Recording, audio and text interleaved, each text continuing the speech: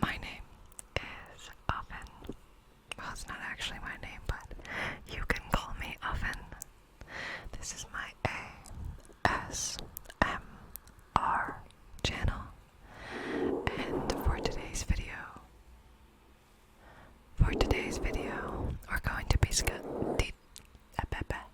we're going to be discussing the 10 different races of Tamriel from the Elder Scrolls universe, or the 10 different races of Tamriel in the 4th era specifically, because there were many races who came before them, and many races on different continents, but we're going to be discussing the ones that are currently living in Tamriel in the 4th era, which is when the Elder Scrolls V Skyrim takes place.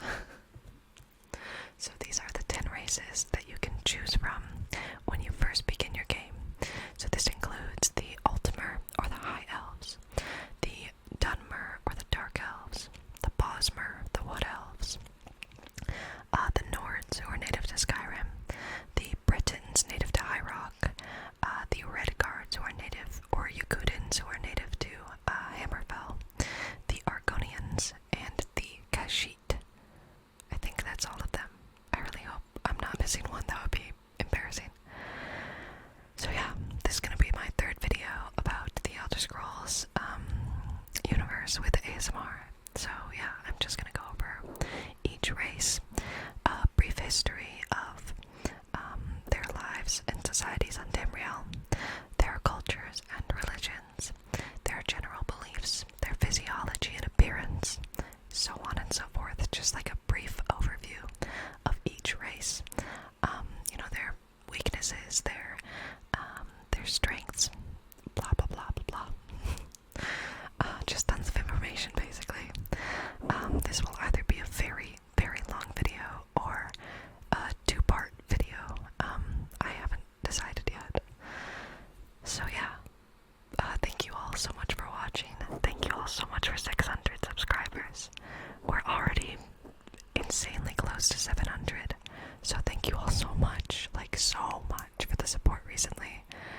I am amazed and astonished, and it's hard to comprehend, but thank you all so much. I am so very grateful for each and every one of you. So yeah, thank you so much for hitting the subscribe button, but also, if you haven't already, go ahead and hit it. It's completely free. You can unsubscribe anytime. Okay, let's get into this. We're going to talk about the Imperials, who are native to Cyrodiil. They're often also called Cyrodiilics. So yeah, mostly they are viewed as shrewd diplomats, traders, and tacticians due to their extremely cosmopolitan province in the heart of Tamriel. Cyrodiil is literally in the middle of Tamriel. It's kind of hard to miss. So they were the seat of power for 3 major empires. First the Elysian Empire, then the Orsimer Empire, then the 3rd Empire led by Tiber Septim. They are ruled by the Emperor and his council. Actually, for a time, a race of Mer called the Aelids lived in Cyrodiil and oppressed the humans that lived there until 243 in the 1st era, when the slave Elysia revolted and actually overcame their Aelid overlords. After years and years of oppression, slavery, and just general overall terrible conditions for human beings. So, Elysia then formed the Elysian Order, which popularized the worship of the 8 divines.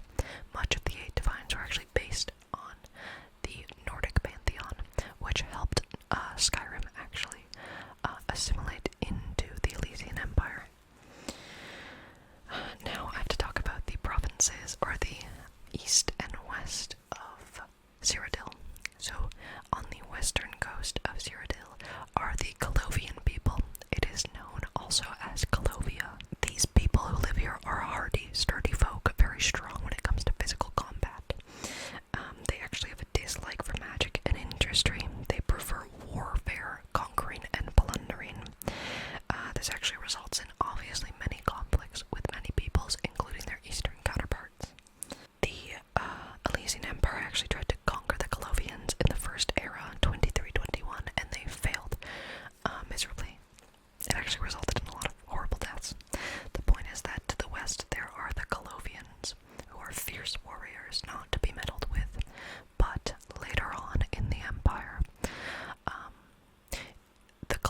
often serve in the army, in the legions, if they consider the empire to be strong. So mostly the Colovians keep to themselves unless the seat of the empire is considered to be a good ruler by the Colovians. Now, to the east and center of Cyrodiil are the Nibonese people, because they lie in what is called Niboney. I believe it's the Valley of Niboney. So the Nibonese, compared to the Colovians, are considered great traders, merchants, and they technically formed all of the major empires in Cyrodiil, including the Elysian one. And they control the heartland of Cyrodiil. The Nibonese have formed a number of highly influential cults, and are considered to be the heart of the empire, all three empires. So they formed the cult of the Ancestor Moth, the cult of Tiber Septim, the cult of Emperor Zero. The hierarchy of Cyrodiil, I'm going to talk about it from top to bottom. So at the top is the Emperor and his council. Below the Emperor is the aristocracy and what is called the battle mages of Cyrodiil. Below them are the temple priests and the cult leaders. Below them is the merchant nobility, and below them are the farmers and workers of Cyrodiil. Okay, now we're going to move on to Riemann Cyrodiil, who obviously the country I believe is named after. In the First Era, 2703, Riemann Cyrodiil united the Colovians and the Nibonese and fought against the Akavir invasion. Akavir is a continent to the east of Tamriel that I will talk about in a different video. But he united both of these factions of Cyrodiil and fought off the Akavir invasion with some help from the Nords of Skyrim as well. But unfortunately, Calovia and Niboney actually deunited after he passed away. They were also semi-united by Tiber Septim. This is another thing where the Colovians only really work in the legions if they believe that the Emperor is a good enough ruler for them to follow. But they always protect their own first. So if there was an invasion in Niboney, they would probably go help. But if there was an invasion in Calovia and Niboney, they would defend Calovia first. Now, let's talk about the religion of Cyrodiil. So, the formation of the cult of the Eight Divines was formed in Cyrodiil, in the heartland of Cyrodiil, by the Elysian priesthood. So it actually began to unite several religious beliefs by the Third Era. So the whole point of the cult of the Eight Divines is that it sucks up every other pantheon.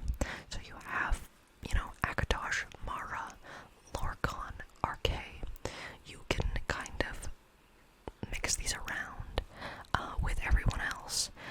So the empire really took off partially because of their religion, especially in Skyrim, because they inherited a lot of the Nordic pantheon.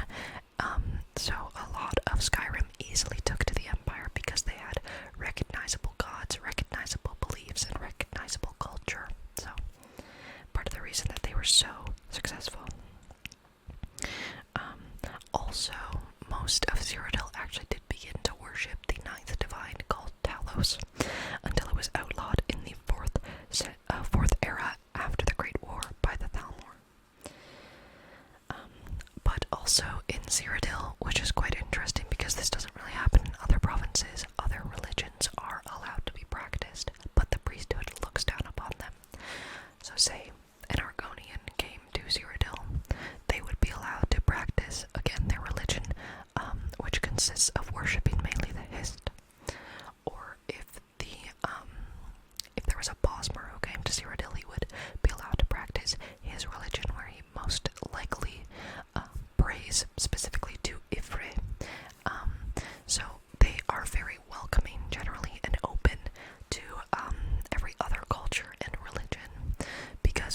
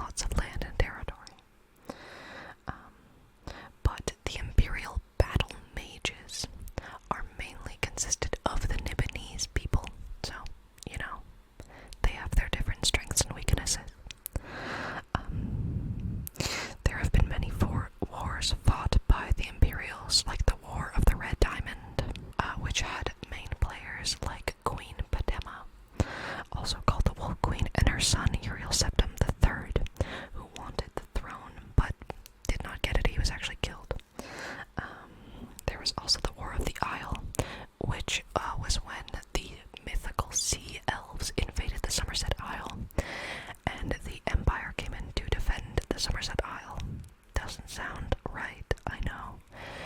The Sea Elves are also something I will discuss in a different video because they're not technically a race of Tamriel. So yeah, they helped defend the Somerset Isle from the invasion of the Sea Elves. They defeated the invasions from Akavir, but because they're such a militaristic society, and they went through so many of these things, they've been through 3 empires. Toward the end of the Third Era, the power of the Empire is greatly decreased. They're losing people, they're losing power. So the Third Aldmeri Dominion, led by the Thalmor, sees the weakened Empire and goes, hey, that's a great idea, we should have that. And then this is the cause of the Great War. So the Great War lasted for years, and it was actually extremely devastating towards the Empire, and not so much the Elves. The Elves basically had a lot of time to recuperate and had a lot of population growth when the Empire was actually losing a lot of their population. So the Great War was extremely painful and bloody and just horrible on all sides, and the Empire was extremely close to losing the war. So because the Empire was so close to losing the war, Emperor Titus Mede II, who is the Emperor of Cyrodiil at the time, signed a peace treaty with the Thalmor, which is called the White Gold Concordat. Now, the peace treaty was actually, what it did was outlaw Talos worship, and along with some other things, but that's the biggest problem, at least in Skyrim. That's why the Civil War breaks out in Skyrim. And it also allowed the Thalmor to roam throughout the Empire and take out anyone who worshipped Talos. But again, this was probably the right call on Titus Mede's part, because there would be nothing good that would come of this, like, prolonged warfare. So it was actually probably pretty good that he signed the White Gold Concordat, or else there would have just been more death and devastation. So the Empire is basically taking this time to rebuild its numbers and its general society, and then take back control of the provinces that it has lost. Because again, the Third Empire was formed by Tiber Septim. He conquered the entire continent of Tamriel, from Black Marsh to High Rock. So the goal of the Third Empire is to keep Tiber Septim's legacy alive and continue to win back their provinces, continue to control the rest of Tamriel. But the problem is, the Aldmeri Dominion, specifically the Thalmor, they want to usher in a new age of Aldmer or Mer-controlled Tamriel, because in the Merethic era, before the First Era, mostly elves controlled the continent. So this is what the Aldmer, specifically the Thalmor, want to return to. So that's what the Imperials are fighting against for the most part. And specifically that's what also the Nords are fighting against. So yeah, brief history, brief idea of what the culture and religion in Cyrodiil is. The Imperials are mostly seen as diplomats, politicians, and rulers, except for the Colovians, who are admired for their combat and warfare and militaristic style. They have been the heart of the Empire for thousands of years, and they will probably remain that way. If the Third Empire falls, most likely they will simply form a fourth at some point in the future. It's just their way of life. So yeah, those are the Imperials, or Cyrodiilics, of the I believe it's landlocked province of Cyrodiil. Okay, now we're going to talk about the Khajiit of Elsewhere. It's the next day now, by the way, because I was filming really late at night yesterday, so let's talk about the Khajiit. So, the Khajiit are a cat-like humanoid people that are native to the southern central region of Elsewhere in southern Tamriel. They are sometimes considered beast folk, similar to the Argonians, that were native to Tamriel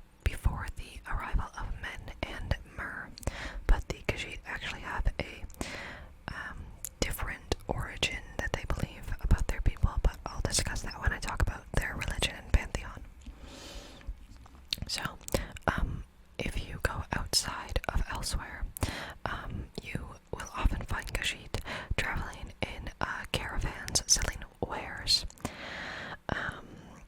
But also due to racial prejudice against the Khajiit, they are often not trusted by other races because other races believe them to be thieves due to their natural ability to be good at stealth and things like thievery.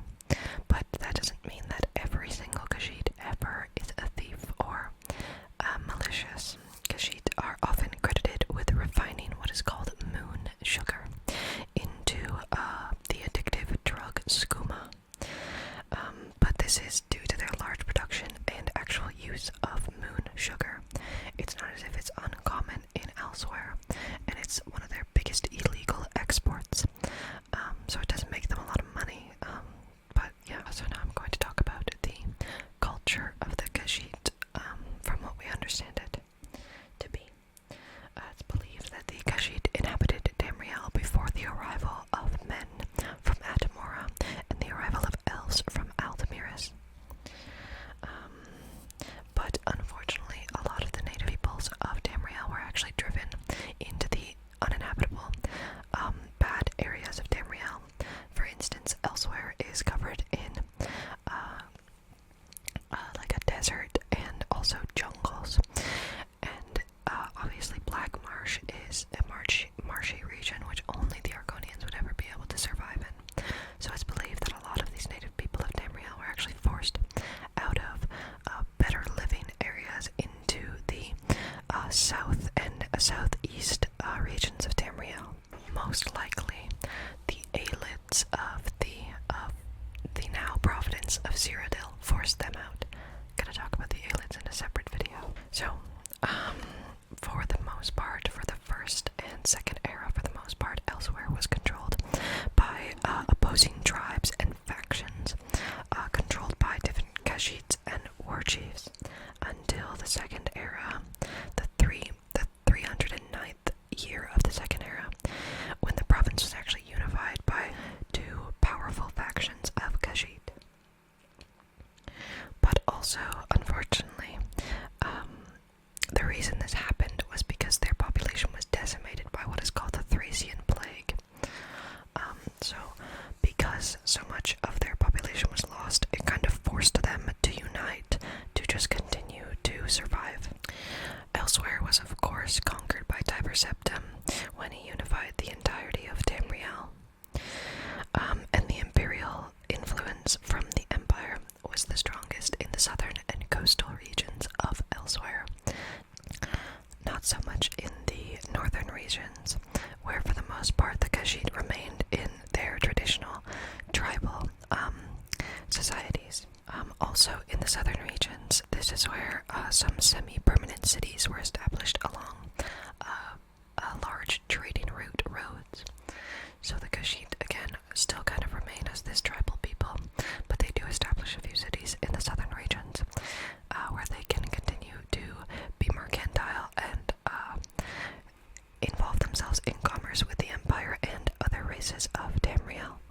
But, of course, like I said, their main illegal export is moon sugar and skooma, but their legal export is something called salt trees.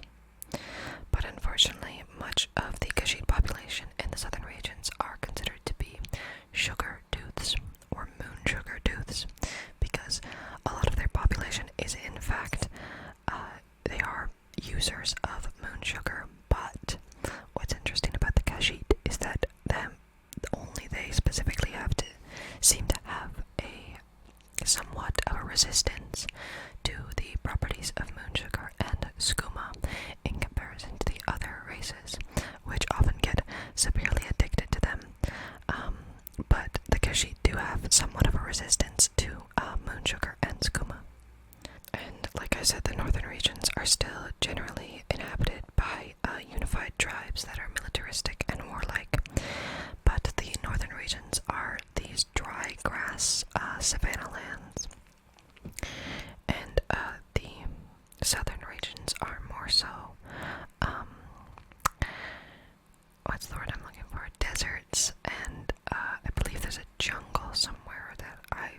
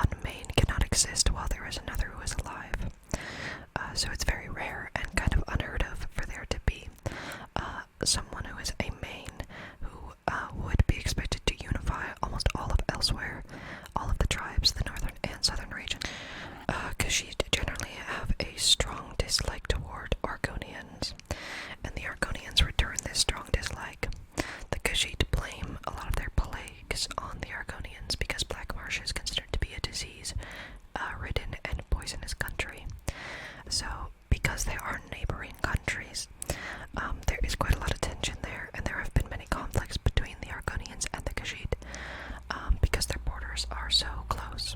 Unfortunately, for a lot of the Khajiit and the Argonians, they were actually taken as slaves and treated as second-class citizens by the Dunmer of Morrowind. The Dunmer have a very long history of slavery, especially slavery of beast folk who they consider to be inferior to themselves. But this was changed.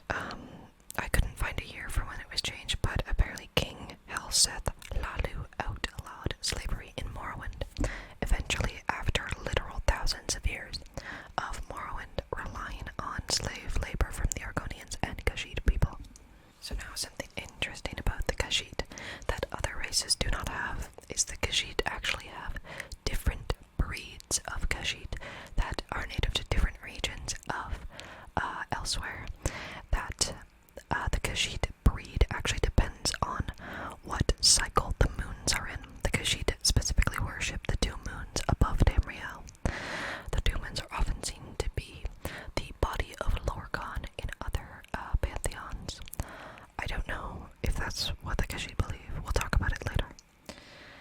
But yeah, there are different breeds of Khajiit depending on the what they call the lunar lattice. So different Khajiits can either resemble something even similar to a house cat, or they could be very large bipedals, and some of them even look very similar to men and elves. But it all depends on the phases of the moons. So depending on the phase of Masser, which is the largest moon, if Masser is in full, then the Khajiit born at that time will be large quadrupeds.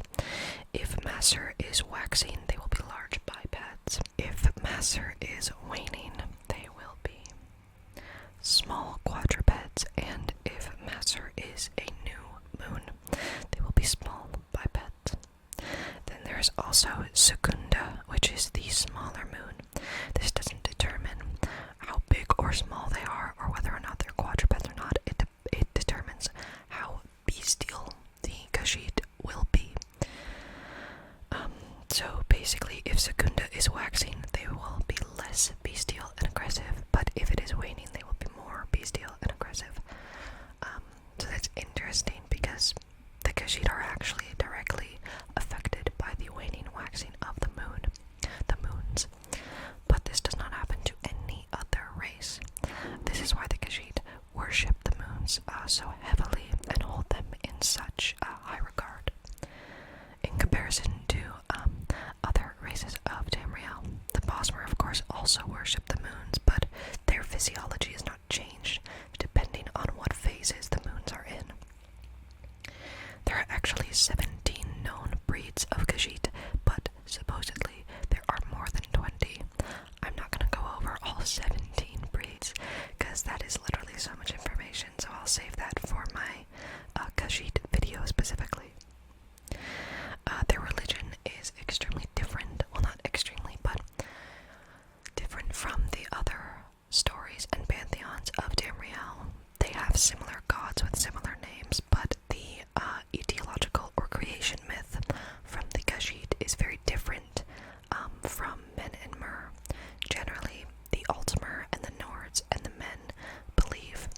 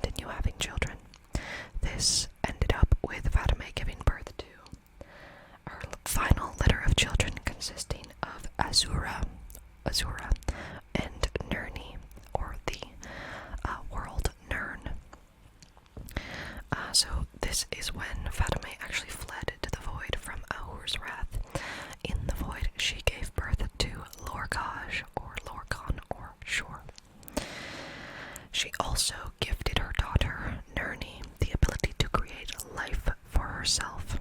So, Fatima has the ability to create her children, and she passed that on to Nirni. And so, when Nirni began to have children, she asked Lorgosh to create a realm for her children to abide in. And this is what he did. And then, that's the general story. He tricked the other gods into creating this world. The first litter, consisting of Alkosh, Kenareth, Surrendar, Mara, and Magrus, they were all tricked and were forced to stay in the world and give up their power. But the second litter, consisting of the Daedric princes, they were not tricked and were able to escape from Lorgosh's plan. Something interesting is that Azura, who was Nirni's sister, was actually given the ability to change one of Nirni's children, one of her races of children. So the Khajiit believe that in Elsewhere, it used to be like a forested province, and they believe that Azura found the people who lived in these trees and transformed them into what is now the Khajiit. They describe it that Azura transformed these forest people into the fastest, cleverest, and most beautiful creatures in all of Tamriel. Now, this actually made Nirni extremely angry, and she asked Ifr, who is Ifri, the god of the forest, to punish the Khajiit, and he turned all of their region into dry deserts and poisonous swamps rather than what used to be a beautiful forested region. But this was okay, because Azura actually taught the Khajiit the secrets of the lunar lattice and taught them how to change their forms depending on where they lived. So the Khajiit highly worship the moons because the moons control their physiology, and Azura because she is supposedly the one that gave them life and taught them how to be so successful in their region of Elsewhere. But unfortunately, this myth is actually questioned by a lot of scholars on Tamriel, because it doesn't exactly fit in with all the other major pantheons. But nonetheless, this is the religion and cultural beliefs of the Khajiit, so I'm just gonna leave it at that. The Khajiit are naturally stealthy. A lot of them prefer to fight with their claws rather than weapons. They are persuasive, and actually, generally, all the interactions I've had with the Khajiit in games have been generally pretty positive. But they are unfortunately racially prejudiced, or that's not a word. They face a lot of racial prejudice in Tamriel because they are believed to be thieves and drug addicts. But generally they're quite a peaceful people as far as I know, unless, but not towards Argonians. They hate the Argonians. That's the Khajiit people. Okay, so now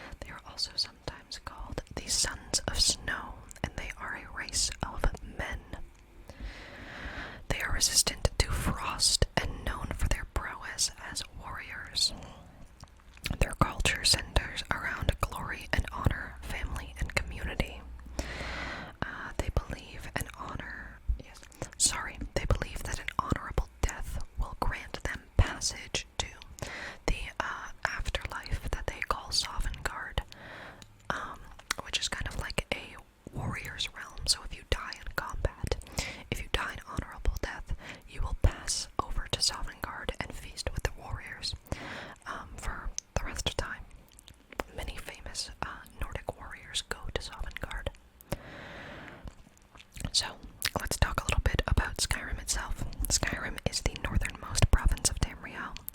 It was founded thousands of years ago. The ancestors of the Nords came from the northern continent of Atmora. It is the northernmost continent on Nirn, and it is now in the Fourth Era considered to be uninhabitable and just ice. So, before the Fourth Era, before the First Era, it was apparently an inhabitable a landmass that the ancient Admorans lived on before eventually they migrated to Skyrim. So yeah, Nords generally have pale skin and blonde braided hair with blue eyes.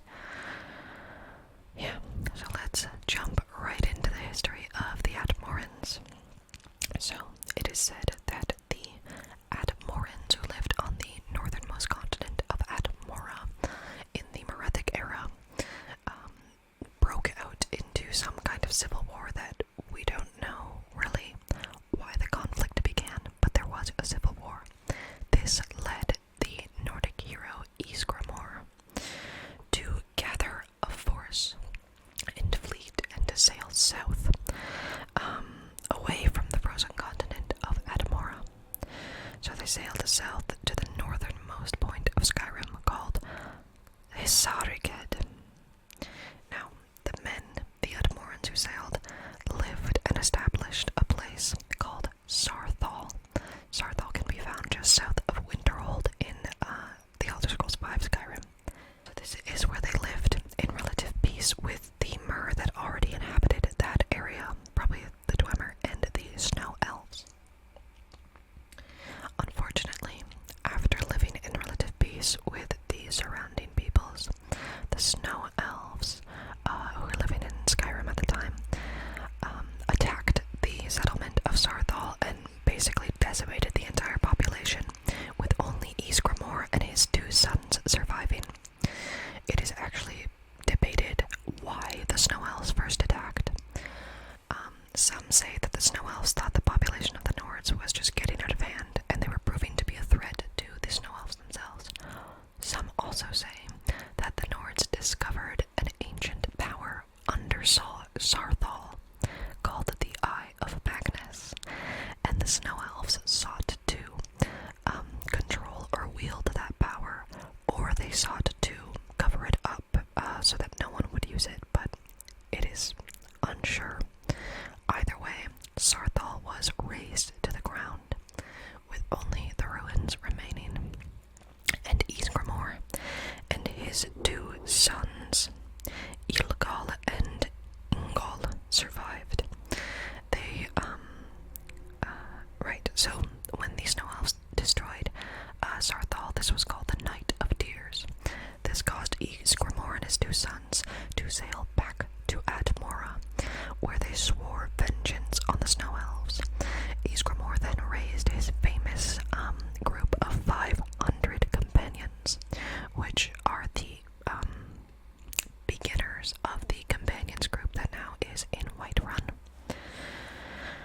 So yeah, he raised 500 companions and swore vengeance on the Snow Elves, so he brought them back to Skyrim and basically started destroying Snow Elf settlements all throughout Skyrim. And this actually caused the Snow Elves to suffer severe defeats, and eventually most Snow Elves retreated to the island of Solstheim, which resulted in the Battle of Mosring, and the battle ended with the final defeat of the Snow Elves. So then the Nords continued to kill any Snow Elves that they saw of, and this led to the eventual disappearance of the Snow Elves. I'll talk about the Snow Elves in another video because they are technically the ancestors of the Falmer, who you find in Dwemer ruins. So because the Snow Elves were being destroyed and their population was about to go extinct, they sought refuge with their Dwemer kin. The Dwemer accepted them but tricked them later on, and they became the twisted versions of the Snow Elves called the Falmer, but I'll talk about that in a different video. So anyway, after the Snow Elves were defeated, the Nords settled Skyrim and established a High King under Ysgramor. So then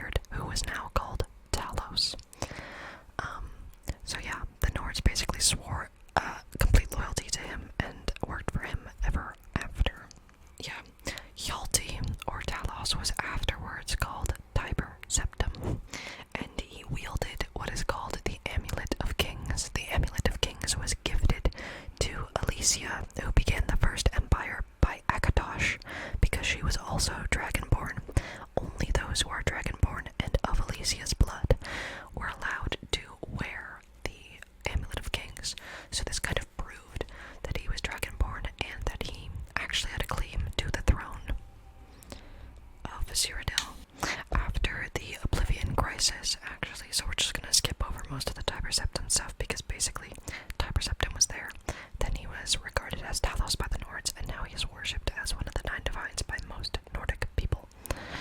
Anyway, after the Oblivion Crisis, Skyrim was left surprisingly relatively unscathed, but of course in 171 of the 4th era, the Great War between the Empire and the Thalmor began, and Skyrim was severely involved. But also, at the end of the Great War in 175 of the 4th era, the White Gold Concordat was signed, and it severely affected Skyrim at least, because the worship of Talos was forbidden by the Thalmor, and the Thalmor were allowed to hunt down those who worship Talos and imprison or kill them.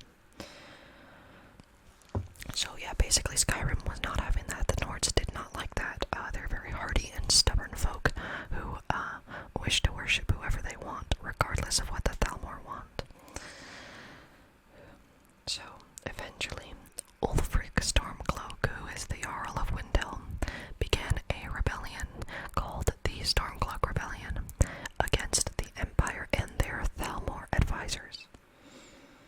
And this leads to the main conflict and civil war in the Elder Scrolls V Skyrim. Now we're going to talk about their culture and religion. So the Nords are generally seen as fierce, proud warriors, and most of their warriors worship Kine for strength. Kine, or Kinnereth, is an extremely important deity in the Nordic pantheon. I'll talk about her in a minute. They are also regarded as very good blacksmiths and craftsmen. They're also specifically known to party and revel in their favorite drink, mead, which is produced all throughout Skyrim. And the Nords excel in being warriors, but those who do not excel in in combat excel in speechcraft, and often become bards. Some Nordic bards actually become what is called skalds, S-K-L-D-S, and these are Nords that write down and record tales and battles that they have fought in, or that they have witnessed. So this is why you hear a lot of bards in Skyrim singing about Ragnar the Red and different heroes from Skyrim's time, because they enjoy, singing about their great, proud battles. Most Nords highly revere and worship the goddess Kine, or the goddess Kinnereth. They believe that she taught men the Thuum, and gave them the life force and ability to breathe, because she is the goddess of air. And breath and voice is inherently extremely important to Nordic culture. They believe that being able to speak and being able to breathe and harness that power together to create the Thuum is what makes them so powerful and divine. Also, apparently, Kinnereth is said to have given the Nords their resistance to gold. A common phrase that is heard amongst Nordic people is "wind guide you," as they have a high reverence for Kinnereth and Kine. It is said that she will guide you through her air and wind to better times. It is also, there are many stories of Kine guiding people, regardless of culture or religion, through hard times. So yeah, they highly revere Kine. Obviously, the Greybeards upon High Hrothgar extremely appreciate and worship Kine to a not extremist extent, but more so than the other Nords of Skyrim, as the Greybeards believe that Kine gave them the ability to harness the Thuum, and they follow the way of the voice that was taught to them by Kine herself. So Kine is an extremely important deity, more so than other deities in the Nordic pantheon. So of course, other religions in Skyrim consist of the 9 divines. So obviously they worship the 8 divines, Akatosh, Kinnereth, Stendar, Mara, blah blah blah,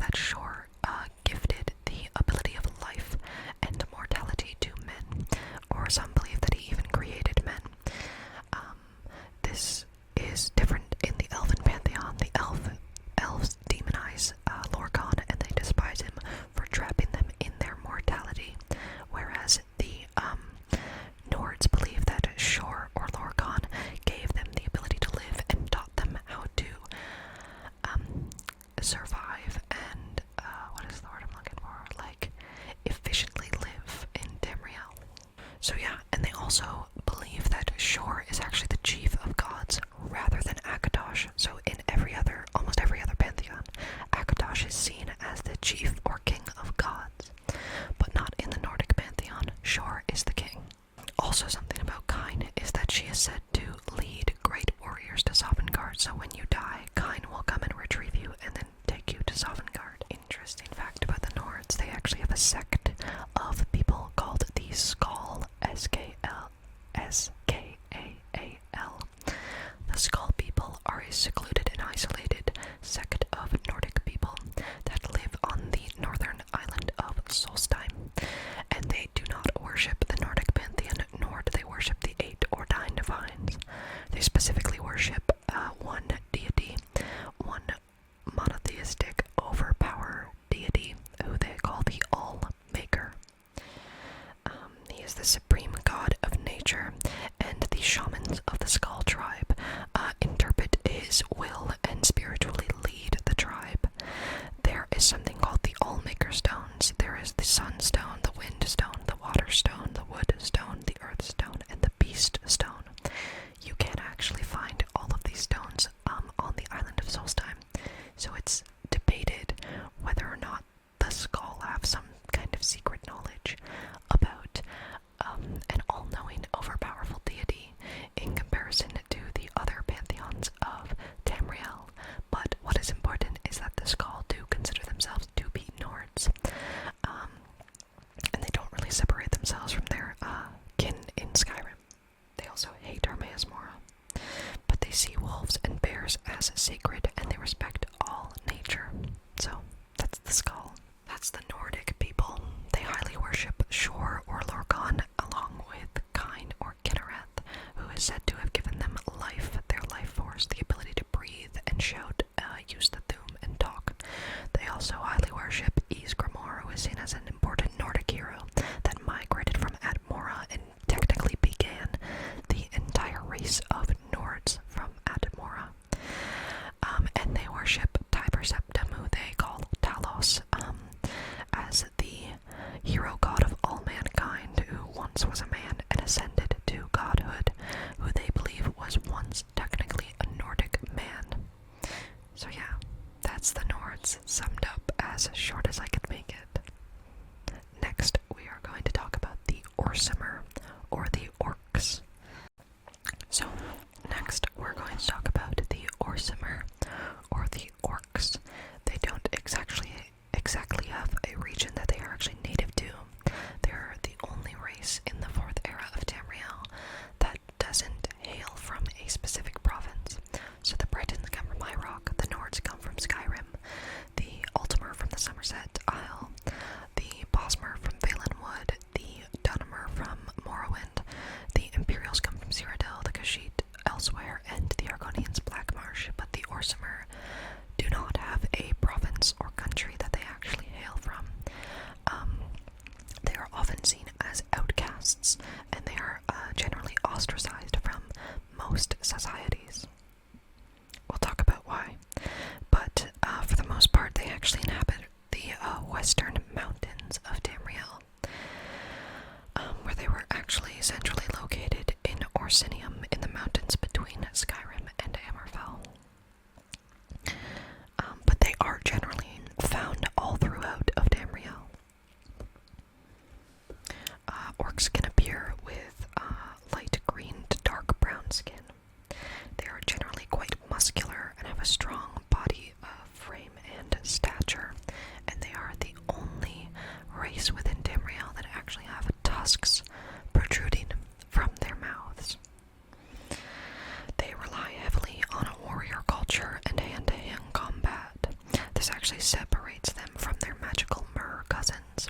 I call them Orsimer because the orcs are believed to have once been Aldmer from the Somerset Isles from the Merethic era, who were changed into the orcs. I'll discuss that in a minute. But this does not mean that all orcs do not harness magic. There are definitely orcs who exceed in magical and sorcery sorcery schools. For instance, Urag Groshub, who you meet in the College of Winterhold, he is the librarian, and he's one of my favorite characters in all of Skyrim. So yeah, the orcs are pretty cool. Let's talk about the history and origin of the orcs. So, the orcs are said to have origins in the Aldmer people of the Somerset Isle. So, the orcs are said to have been a specific sect of Aldmer that worshipped Trinimac, the warrior god of the ancient Aldmer pantheon. So, Trinimac is said to have tried to stop Boethia and Veloth from the mass migration of the Chimer people to Resdane, or modern-day Morrowind. And when Trinimac challenged Boethia to stop the Chimer people from leaving, Boethia is said to have defeated and consumed Trinimac. And she is said to have corrupted his body and spirit into what is now the Daedric prince, Malakath. So Boethia ate him and pooped out Malakath, to put it simply. So, when Trinimac was corrupted into Malakath, it is said his followers were corrupted from Aldmer to Orsimer, or the Orcs, along with their leader. Yeah, okay. So the Orcs were corrupted along with Trinimac and turned into what is called the Orcs.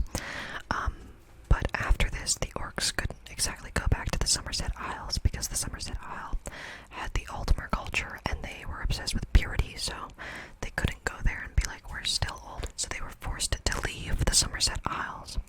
And this actually meant that they basically migrated north towards Skyrim and High Rock and established a bunch of tribal small villages throughout High Rock and Skyrim. But there was a war chieftain by the name of Dorug Gro Ikron, who actually founded a large orcish city in the Rothgarian Mountains. I believe that is between Hammerfell and Skyrim. And it started off as a very small establishment that just kind of worshipped Malakath and accepted all orcs into that area. The people of High Rock, Hammerfell, and Skyrim claim that Orsinium, as it is called, was a aggressive society full of concrete militaristic orcs, but orcish scholars say that technically Orsinium was a peaceful place, full of farmers and traders in High Rock, rather than the generally racially motivated aggression that is said by the other races. So the other races believe that because the orcs worship Malakath, some of them worship Malakath, they believe that they are just aggressive people who don't deserve respect. You will see a continuous theme of other races of Tamriel believing that they are superior to others, obviously. So after a few years of relative peace and quiet in Orsinium, living on the borders of High Rock in the Rothgarian Mountains, the orcs were, unfortunately, Orsinium was sieged or besieged in 981 of the First Era, and the city was destroyed. And the orcs were thrown out by the Britons and the Redguards, Britons of High Rock, Redguards of Hammerfell. Many orcs actually tried to reestablish Orsinium, but they couldn't find somewhere to settle down, and most of their efforts were actually destroyed or disbanded by other races before they even had a chance to set something up.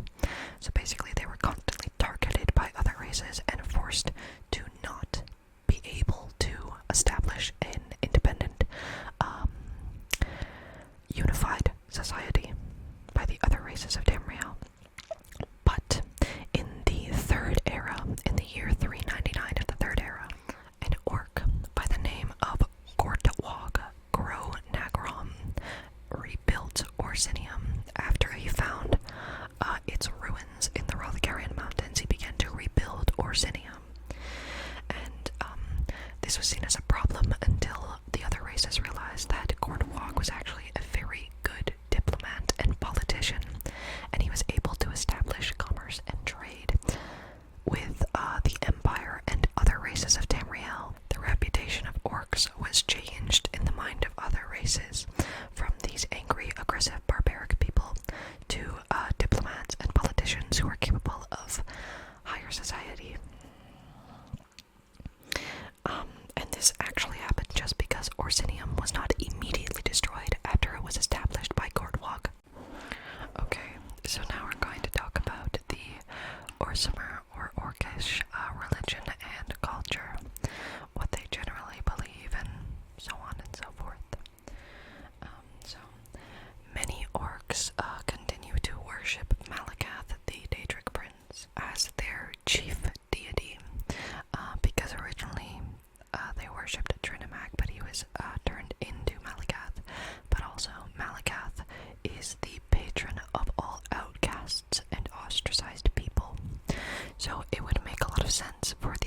who are constantly ostracized and disregarded to worship the Daedric Prince that is the patron of those things.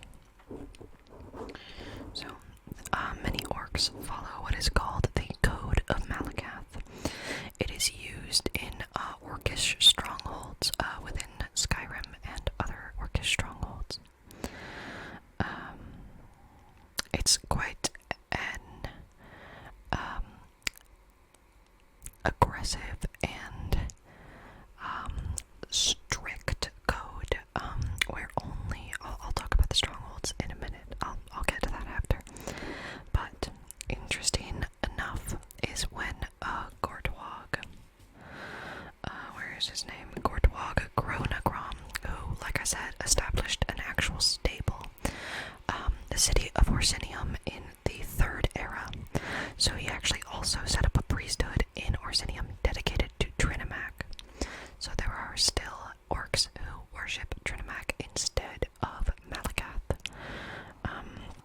And he actually claimed that Malakath was a fake, that he wasn't real, and that the true god that the orcs should worship is Trinimac in the end.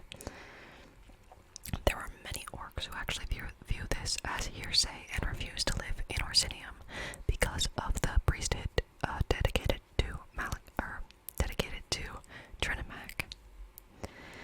Another interesting cultural thing is that all orc weddings are held at midnight. I couldn't find a reason for this. Thought it was interesting though. They are often regarded as renowned blacksmiths and craftsmen. Orcish armor and weapons are some of the best weapons that you can find in Tamriel, and so this is one of the attributes of the orcs that the other races actually admire. Rather than looking down upon them, they admire them for their blacksmiths, their blacksmith craftsmanship, basically. They also have something called Voshball, which is an ancient sport. I couldn't find any information about what actually takes place in Voshball. If you know, please tell me in the comments below. But it's something that the orcs do culturally, so I thought I'd include it anyway. So now we're specifically going to talk about the strongholds, the orcish strongholds that are in Skyrim. So, they are all kind of scattered and isolated. Every single orc man, woman, and child is trained to defend the stronghold because they take very much honor and glory in physical combat. All the strongholds are led by chiefs. The way that you become a chief in an orc stronghold is you kill the previous chief, who is usually your father, and then you prove yourself to be stronger than that chief, and therefore you deserve to lead the stronghold. Only the chiefs of strongholds can have wives and children, because they believe that the chief is the strongest, so he should be the only one to have children, because then he will produce stronger children, because he is the strongest man in the stronghold. So this actually leads to chiefs having basically all of the children, and all of the female orcs within the tribe usually get married to him, unless they're like his mother or sister or something like that. They do also have resident wise women who are usually sorcerers or alchemists, and they are said to interpret the code of Malakath and then tell it to the rest of the stronghold. They also have something that is called a blood price for crime that takes place within the stronghold. Considering it is such a strict society and most of the strongholds are quite isolated and small, it would be kind of difficult to deal with a lot of crime, especially when it comes to murder. But the blood price is if someone commits a crime, the victim finds the criminal and then bleeds them, basically makes them bleed until the victim decides that's enough blood for the crime that you have committed. So that's interesting. Oftentimes in the strongholds, anybody who is not an orc is considered to not be trustworthy, which actually makes a lot of sense because people have been traditionally very rude and untrustworthy and disrespectful and horrible to orcs in the past. race, you earn their trust through usually a dangerous adventure or quest, and then you will become bloodkin. Orcs, like I said before, are often considered to be outcasts in comparison to the other races. This is why they follow Malakath. But also, it is believed, like I said, that orcs are technically descendants of the Aldmer people of the Somerset Isle. But there are several Mer people who do not claim any relation to the orcs, and in fact, continuously deny that they are related to the orcs in any way due to racial prejudice. Also, many of the other races of Tamriel generally believe that the only redeemable quality that the orcs have is their craftsmanship and prowess in hand-to-hand combat and battle.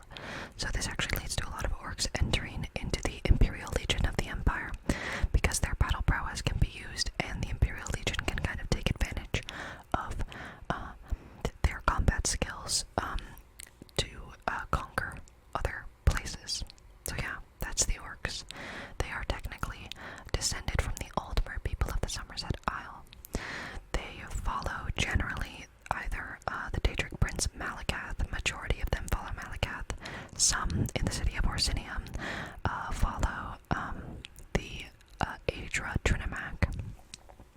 They are considered to be outcasts, and many of the other races of Tamriel dislike, disrespect, and mistreat the orcs.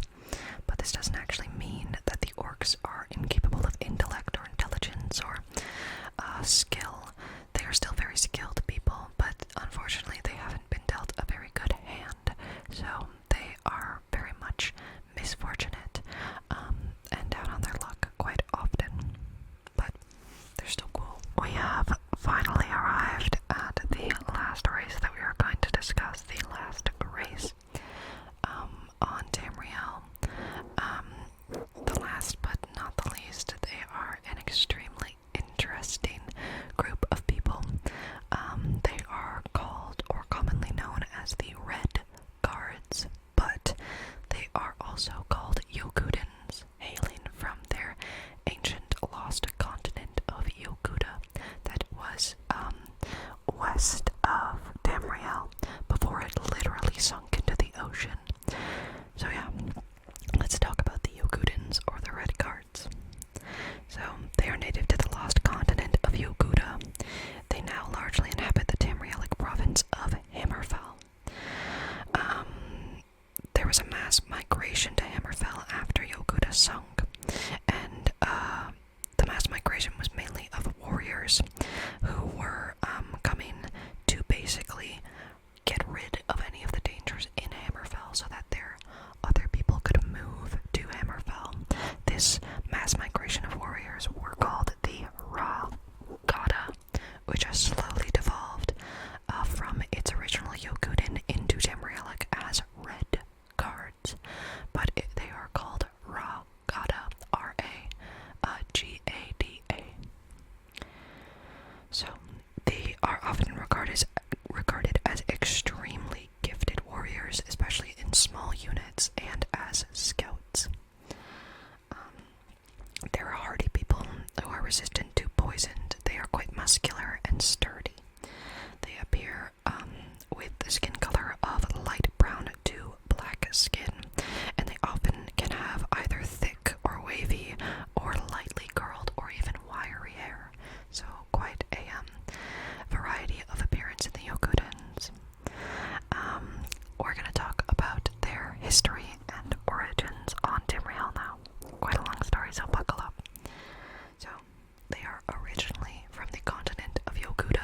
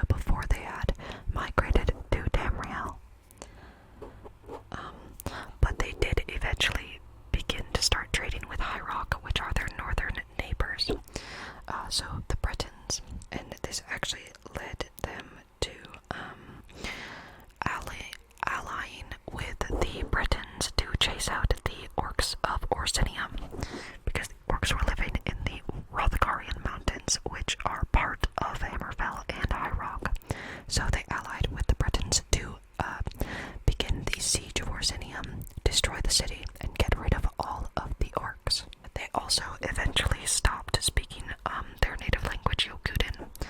There's still traditionalists who speak it, and it's not like it's a dead language, but they replaced it with Tamrielic to more easily participate in trade and commerce with other races. By the time of the Second Era, there were two Redguard or Yokudan factions that had been established. The first were called the Crowns, and they followed the royalty and traditional Yokudan ways. The second were the Forebears. These were the descendants of the Ragada, and they wished to assimilate into Tamriel for the sake of commerce and politics. Then, in the Second Era, 864, there was a civil war between the Crowns and the Forebears, but eventually the Forebears won because they were backed by the Imperials of Cyrodiil, and they were absorbed into Tiber Septim's Third Empire. So basically, in the north you have the Crowns, who are the traditionalists, and then in the south you have the Forebears, who want to assimilate into the rest of Tamriel. Also, in the Third Era, 253, the southern cities that were conquered, or that were controlled by the Forebears, were being conquered, and so they called for aid from their northern kin. The north did not come. Then later, again in the Third Era, in 397, the northern regions were being overrun by Nords, and this caused the northern people to ask for help from their southern kin, and they did not help. Yeah, so basically there's a bit of animosity, quite a lot of animosity and tension between the Crowns in the north and the Forebears in the south. In the north, they want to follow the traditional Yokudan ways, so they continue to wear traditional Yokudan clothing, speak Yokudan, worship the Yokudan pantheon, and just keep to themselves, really. But the southern people, who are descendants of the first mass migration of warriors, the Ragada, want to be part of Tamriel and not forget the Yokudan ways, but push more to be part of the rest of the cultures of Tamriel. And then in the Great War, which took place in the Fourth Era, 171, the Redguards actually successfully defeated the Thalmor, who were attempting to invade Hammerfell after they were, after the Thalmor had signed the White Gold Concordat and sorted everything out with the Cyrodiil. They came to try to take Hammerfell as well, but Hammerfell actually successfully fought back the Thalmor and defeated them because they disagreed with the White Gold Concordat, which led to lots of years of warfare. But in the Fourth Era, to 180, so 9 years after the Great War was first started, there was a second treaty of Strauss-Mackay, which ended the war. This caused basically all the Thalmor to leave Hammerfell because they're not going to do anything. It was just bloodshed and anger, and there's no point in continuing to fight Hammerfell because they're not going to give up. And the Redguards often actually consider the Empire to be weak for giving in to the Thalmor and signing the White Gold Concordat, because they believe that if the Empire kept fighting, then they would have just kicked out the Thalmor, and the Thalmor would have left. So that basically catches us up to the Fourth Era. But now we're going to talk about the culture of the Redguards, or the Yokudans. So, every man, woman, and child is trained in combat from youth in Hammerfell. They have never once been defeated by any of the invading forces who have tried to overcome and conquer them. You could say that they were defeated by Tiber Septim, but they didn't fight him. They just kind of were assimilated into it. They actually have a strong affinity towards horses, which I find interesting. Most Redguards and Yokudans actually believe magic to be inferior to physical combat and look down on those who use magic over physical combat. This doesn't mean that there are no magic users in Hammerfell. It's just not very popular. They have quite a strong militaristic warrior culture, almost similar to the Nords, because they believe that having glory and honor in battle is probably the highest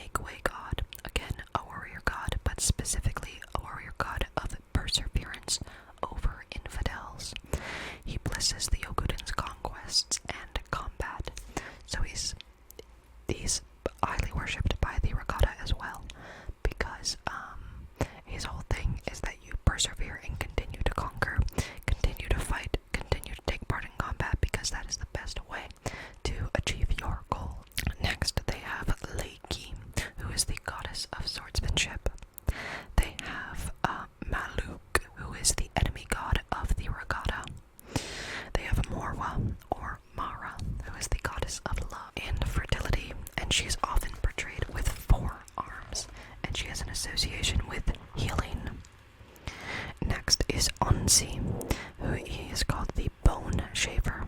Again, he is a warrior god that is specifically worshipped by the Regatta, and apparently he taught the Yokudans how to make blades. So he's very important,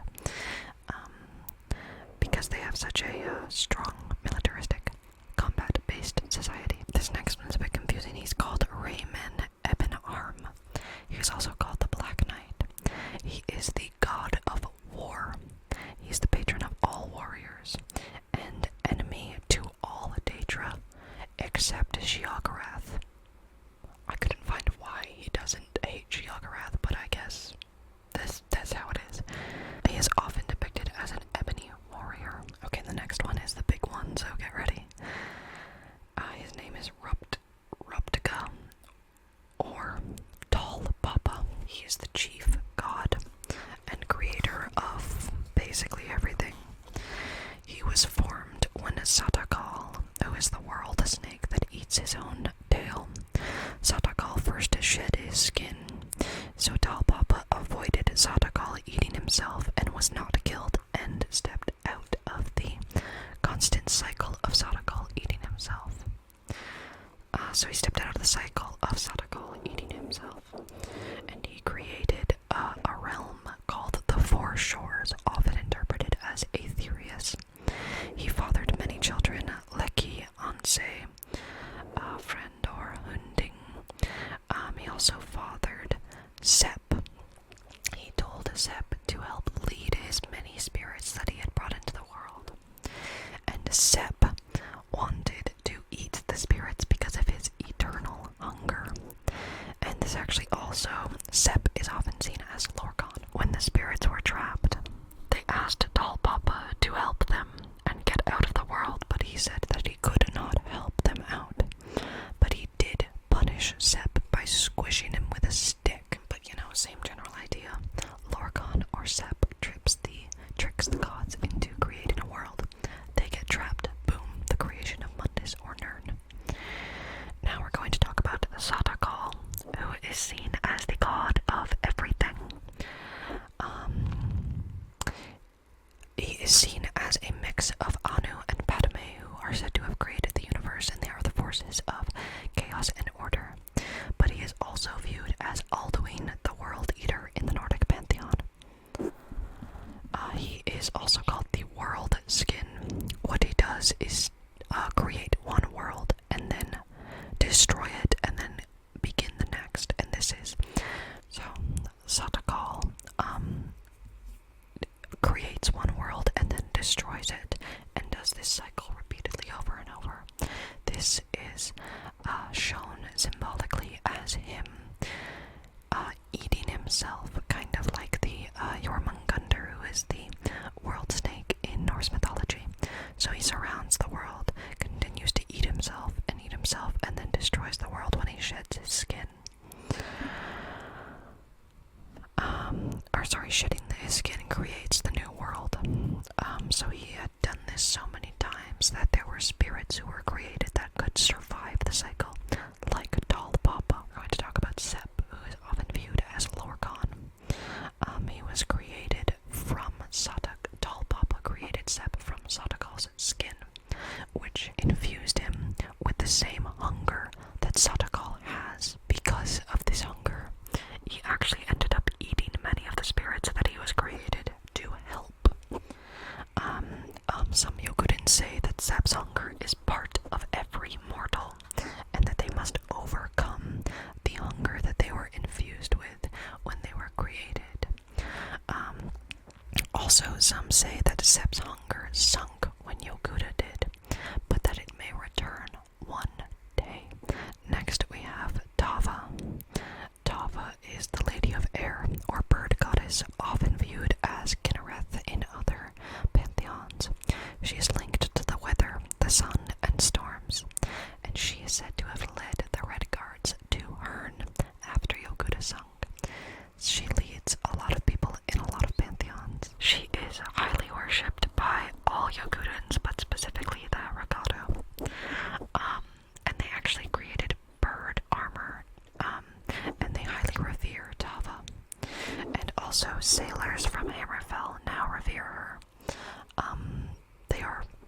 much involved in sailing, so she guides the winds and the storms and the sky, so of course you want to worship her if you're sailing on a boat. Next we have Duwaka, who is the god of souls. He delivers the souls of Yokudans to the far shores, or Aetherius. So it's very similar to Arche, associated with life and death and that general cycle. Next, there is Zet, who is the god of agriculture. He is said to have tried to renounce Talpapa, and this is why it is so difficult for the Redguards to farm, because Zet actually ruined it for them by renouncing Talpapa. He is generally associated with Zenithar in other pantheons. And that's all I have about the Yokudans or the Redguards. So originally they were from the western continent of Yokuda that is now sunk into the sea. They are now known as Redguards because their first migration was called the Ragada. They live in the western province region of Tamriel, and they are fierce fighters and warriors. That's that. Those are all of the races that are present on Tamriel. Well, not all, but the main races that are present on Tamriel in the 4th era. All the races that you can play in most of the Elder Scrolls games. So yeah, a brief history of them, their culture, their religion, the general beliefs that they hold, their appearance, so on and so forth. Thank you all so much for watching this video. It took me so long to film all of these sequences and to gather all of this information. I really hope that you enjoyed it. Please let me know what your favorite part was, if there is a specific history or culture that you find fascinating, or what your favorite race to play as is in any of the Elder Scrolls games. I would love to know. For me, I think that the Argonian culture is most interesting